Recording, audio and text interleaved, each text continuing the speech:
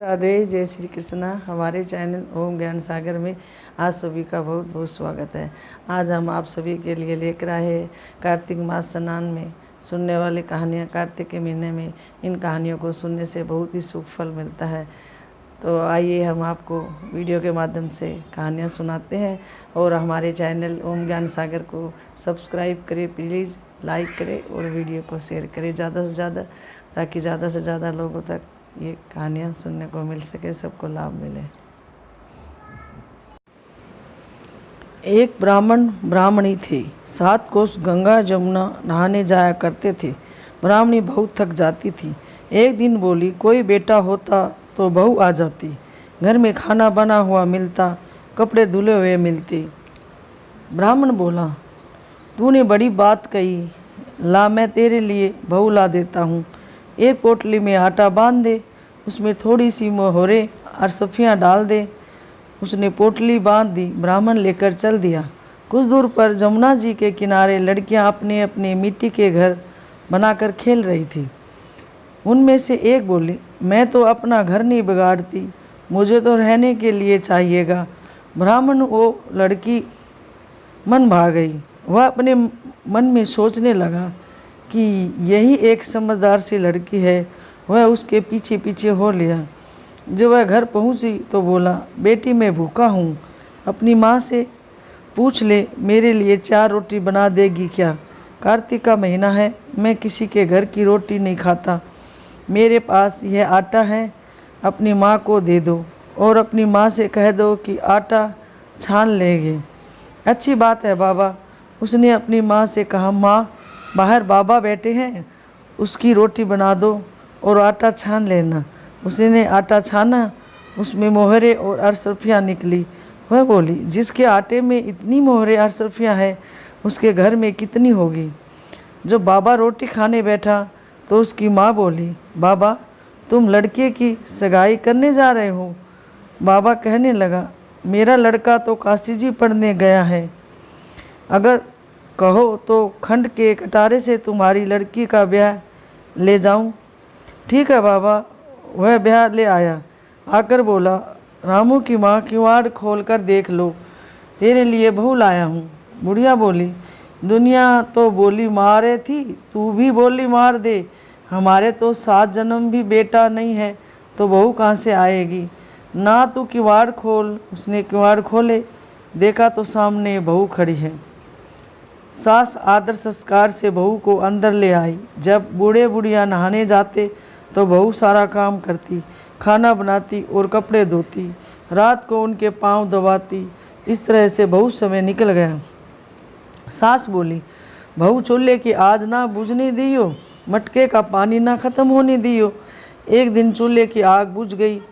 भागी भागी बहू पड़ोस में गई। बोली, पड़ोसन मुझे थोड़ी सी आग दे दो, मेरे चूल्हे की आग बुझ गई है। मेरे सास और ससुर आते ही होंगे। सुबह 4 बजे के गंगा जमुना नहाने हुए गए हैं। पड़ोसन ने कहा, तू तो बावली है, तुझे तो ये भी उठाकर नूह ही ले आए। उसके 7 जन्म में कोई बेटा है ही नहीं। तू बोली, बहू बोली, ना इसका बेटा तो काशी जी पढ़ने गया है। पड़ोसन बोली, तुझे तो झूठ बोल कर लाए हैं। वह बोली, मैं अब क्या करूं। उसने कहा, जली फूकी रोटी कर दे, अंगूठी दाल कर दे, खीर की कड़छी दाल में, दाल की कड़छी खीर में दे दे। उसको पड़ोसन की सीख लग गई। उसने ऐसा ही किया। सास ससुर आए और आज न तो आदर सत्कार किया और ना ही उनके कपड़े लिए, खाना लगा दिया। हंसू बोली, बहू ये क्या, ये तो जली फूकी रोटी है, दाल भी अनूठी है। बोली, यह खा लो सासू जी, तुम एक दिन खा लोगी तो कुछ ना होगा, मुझे तो जीवन भर अनूठी रहना है। सासू बोली, बहू को तो पड़ोस की सीख लग गई है। रात को सोई गई बहू, सुबह भागी भागी पड़ोस में गई। बोली, अब क्या करूं। बोली, 7 कोठों की चाबी मांग ले। जब सासू जाने लगी, बहू आगे अड़ गई और बोली, बाद में जाना, पहले मुझे 7 कोठों की चाबी दे दो। ससुर बोला, चाबी दे दो, आज भी इसका कल भी इसका, हमारा क्या है। आज मरे कल दूसरा दिन। पीछे से बहू ने कोठे खोल कर देखे, किसी में अन्न किसी में धन, किसी में बर्तन, किसी में कपड़े, अटूट भंडार भरे पड़े हैं। 7वां कोटा खोलकर देखा तो उसमें गणेश, लक्ष्मी, पीपल, पथवारी, कार्तिक के ठाकुर, राई, दामोदर, तुलसी जी का बिड़ला, 36 करोड़ देवी देवता विराजमान हैं। गंगा जमुना है, वहाँ एक लड़का माला जप रहा है। बोली, तू कौन है? मैं तेरा पति हूँ। द्वार बंद कर दे, मेरे माँ बाप आएंगे जब खोलियो। अब तो बहू बहुत खुश हुई। 36 प्रकार के भोजन बनाए, 16 श्रृंगार किए, राची माची डोले। सास ससुर आए, बड़े प्यार से उनसे बात की, उनके कपड़े धोए, खाना खिलाया। बूढ़ा बोला, बहू तो धन देखकर राजी हो गई। बहू सास के पैर दबाती जाए और कहती जाए, माँ जी तुम इतनी दूर 12 कोस गंगा जमुना नहाने क्यों जाती हो? थक जाती होगी, तुम घर पर ही नहा लिया करो। सास बोली, बावली कहीं घर में भी गंगा जमुना बहती है? बहू बोली, हाँ माँ जी, चलो मैं दिखाती हूँ। उसने 7वां कोठा खोलकर दिखाया। उसमें गणेश, लक्ष्मी, पीपल, पथवारी, तुलसा, कार्तिक के ठाकुर, राई, दामोदर, शिव और पार्वती और 36 करोड़ देवी देवता विराजमान है। गंगा और जमुना बह रही है। तिलक थापे लगाए चौकी पर बैठा एक लड़का माला जप रहा है। माँ बोली, तू कौन है?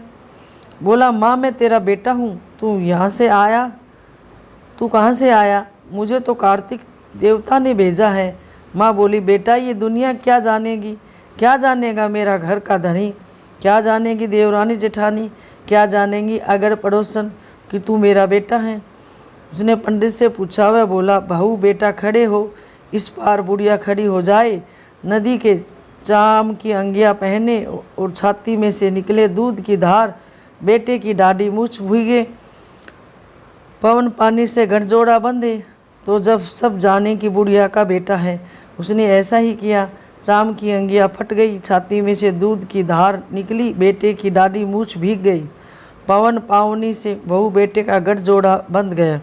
ब्राह्मण बहुत खुश हुआ।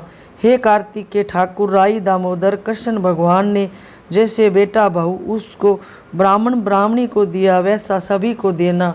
बोलो जय कार्तिक देवता की जय। कार्तिक की दूसरी कहानी। एक बुढ़ा था, उसकी 7 बहुएं थी। वह अपनी बहुओं से कहने लगा, मेरा तो कार्तिक नहाने का मन है, क्या तुम निभा दोगी? 6 बहुओं ने मना कर दिया। तब बड़ी बहू ने कहा, पिताजी मैं निभा दूंगी, आप यहाँ पर आकर कार्तिक मास नहा ले ना। बूढ़ा हर रोज़ सुबह उठकर नदी पर जाकर नहाता और धोती उसके आंगन में सुखा देता। जैसे धोती में से पानी गिरता वैसे वैसे आंगन में हीरे मोती जैसे गिरते। एक दिन 6 बहुएं कहने लगी, पिताजी आप हमारे यहाँ नहा लेना। बूढ़ा कहने लगा, ठीक है, मुझे तो नहाना ही है, सो मैं तुम्हारे यहाँ नहा लूँगा। तब अगली सुबह बूढ़े बाबा ने नहा धोकर धोती उसके आंगन में सुखाई।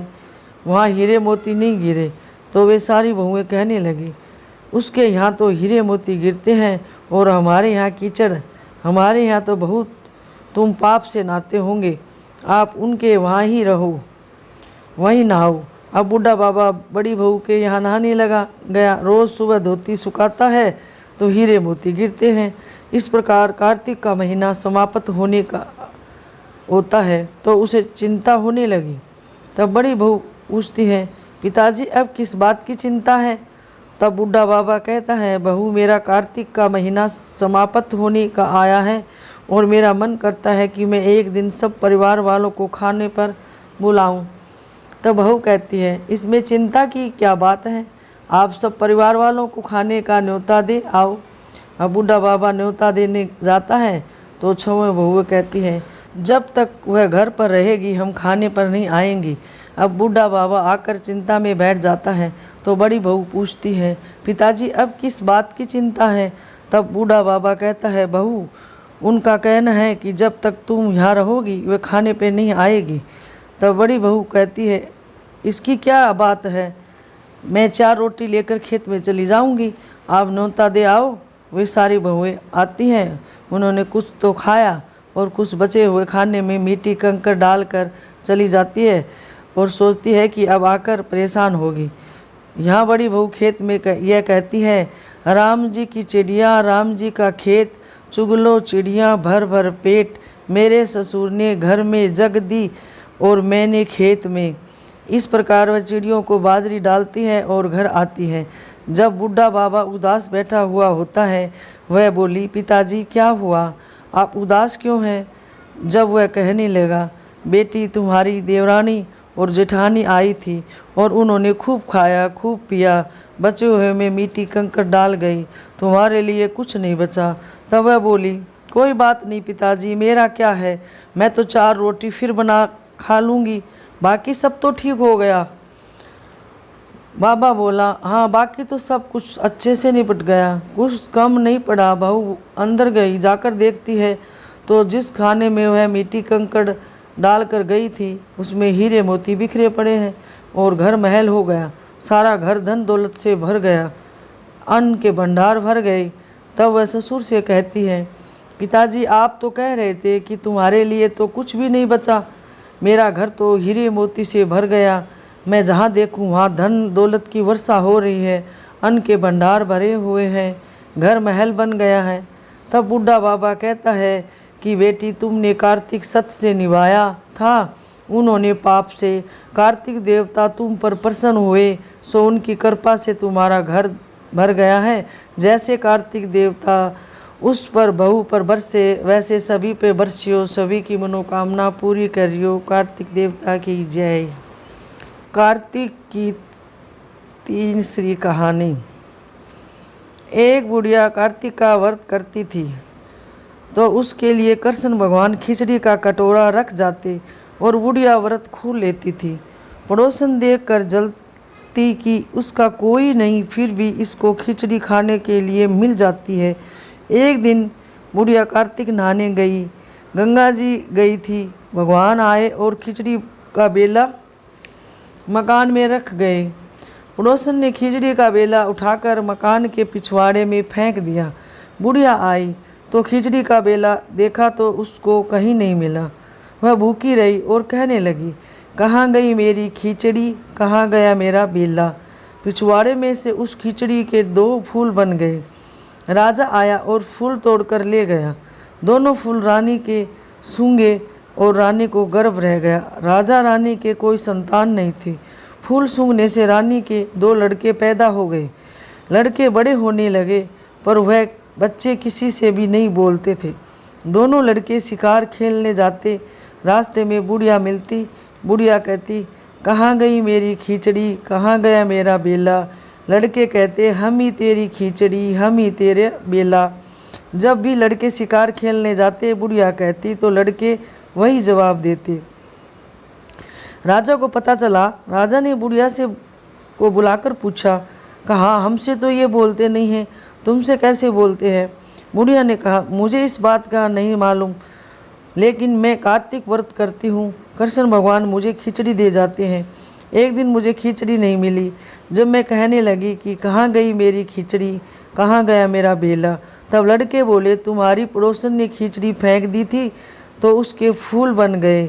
राजा फूल तोड़कर ले गया, उससे हम लड़के हो गए। हमें तो भगवान ने बुढ़िया के लिए भेजा है। तब राजा ने बुढ़िया को अपनी ही महल में रख लिया। बुढ़िया खुशी से वहाँ रहने लगी। आंवला नवमी की कहानी। एक आंवलिया राजा था जो रोजाना 1.25 मन सोने का आंवला दान करके खाना खाता था। एक दिन उसके बेटे और बहू ने सोचा कि अगर इतना आंवला रोज दान करेंगे तो सारा धन खत्म हो जाएगा। बेटा बाप से कहने लगा, ऐसे तो तुम सारा धन लुटवा दोगे, अब आंवला दान नहीं करना। राजा रानी दुख के मारे उजाड़ खेत में जाकर बैठ गए। उन्हें वहाँ भूखे प्यासे बैठे हुए 7 दिन बीत गए। राजा आंवला दान नहीं कर सका और आंवला दान किए बिना खाना कैसे खाए। जब भगवान ने सोचा कि अगर मैं इसका सत्य नहीं रखूँगा तो दुनिया में मुझे कोई नहीं मानेगा। भगवान ने राजा को सपने में कहा, तू उठकर देख, तेरा पहले के जैसा ही राजपाट हो रहा है, आंवले का पेड़ उग रहा है, उठकर आंवला दान कर। वे लोग रोजाना पहले की तरह 1.25 मन सोने का आंवला दान करने लगे। उधर बेटे और बहू के अन्नदाता नाराज हो गए। आसपास के लोग कहने लगे कि जंगल में एक आंवलिया राजा रहते हैं, उनके पास चले जाओ, वह तुम्हारा दुख दूर कर देंगे। वे लोग वहाँ पहुँचे तो रानी ने उन्हें ऊपर से देख लिया। वह राजा से बोली, इनको काम पर रख लो, इनके काम कम करवाना और मजदूरी ज़्यादा देना।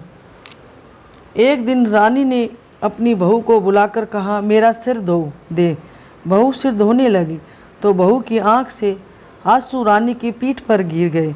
रानी ने पूछा, तू क्यों रोने लगी, क्या बात है, बता। बहू बोली, मेरी सास की पीठ पर भी ऐसा ही मस्सा था, वह भी 1.25 मन आंवला रोजाना दान करती थी। हमने उन्हें आंवला दान नहीं करने दिया और घर से निकाल दिया। जब सास बोली, हम भी तुम्हारे सास ससुर हैं, तुमने तो हमें निकाल दिया था, लेकिन भगवान ने हमारा सत रखा। हे भगवान, जैसा राजा रानी का सत रखा वैसे सबका रखियो। कहानी सुनते उखाड़ा भरते सभी पर रखियो।